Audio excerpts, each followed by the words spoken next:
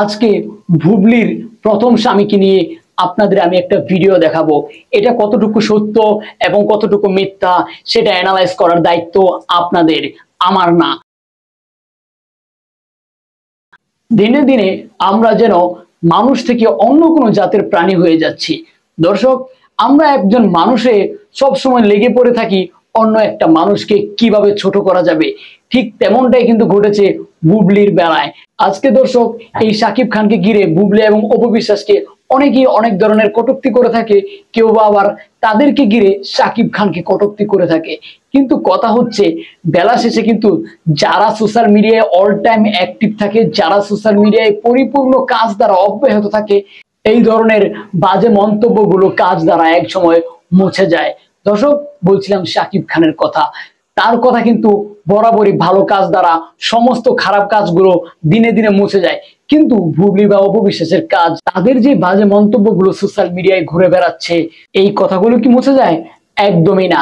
আজকে বুবলির প্রথম স্বামীকে নিয়ে আপনাদের আমি একটা ভিডিও দেখাবো। এটা কতটুকু সত্য এবং কতটুকু মিথ্যা সেটা অ্যানালাইজ করার দায়িত্ব আপনাদের, আমার না। কমেন্ট বক্সে আপনারা কমেন্ট করে জানাবেন যে এটা কি আসলেই বুবলির প্রথম স্বামী কিনা। আমি আপনাদের ভিডিওটা দেখাচ্ছি, একটু ধৈর্য ধরে ভিডিওটা দেখুন। বাংলাদেশের হিট নায়িকা বুবলি, সে বলে আপনার আগের পুরনো স্ত্রী ছিল, এটা কি সত্য? তখনও একটা সাংবাদিক ছিল, আমিও ওর সঙ্গে জড়িত ছিলাম, আমিও সাংবাদিক ছিলাম। দুইজন মিলে একই সঙ্গে বিভিন্ন তথ্য কালেকশন করতাম, ও নিউজ পড়তো। এইভাবে জীবনযাপন করার পরে ওকে আমি বিয়ে করেছিলাম। মানে ওকে বিয়ে করার পরে, আগে আমার কথাটা শুনুন। আচ্ছা। বিয়ে করার পরে বেশ কিছুদিন আমার সঙ্গে সংসার করলো। হ্যাট করে ও চলচ্চিত্রে চান্স পেয়ে গেল। একটা ছবিতে কাজ করলো, কাজ করার পর আর একটা ছবির শিডিউল পালো। এইভাবে করতে করতে ও চলচ্চিত্রে জড়িত হয়ে গেল। তারপর থেকে আমাকে সে কিছুদিন পরে কোর্ট এফিডেভিট করলো। কোর্ট এফিডেভিট করে, ইনার কথা শুনে আমার কাছে কিন্তু সন্দেহজনক মনে হয়।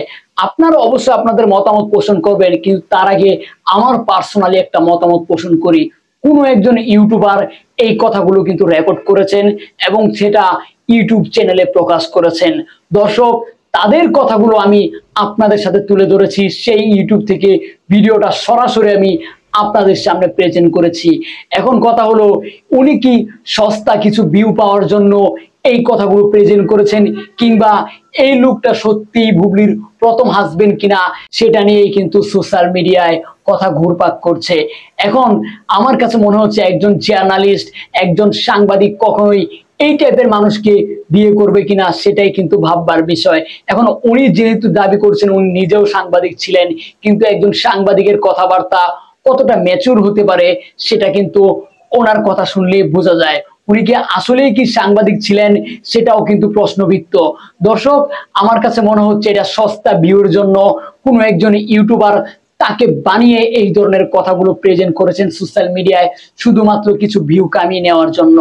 এখন যদি সত্যি সত্যি বুবলির প্রথম হাজবেন্ড হয়, তাহলে ওনাকে যারা চেনেন অবশ্যই কমেন্ট করে জানাবেন।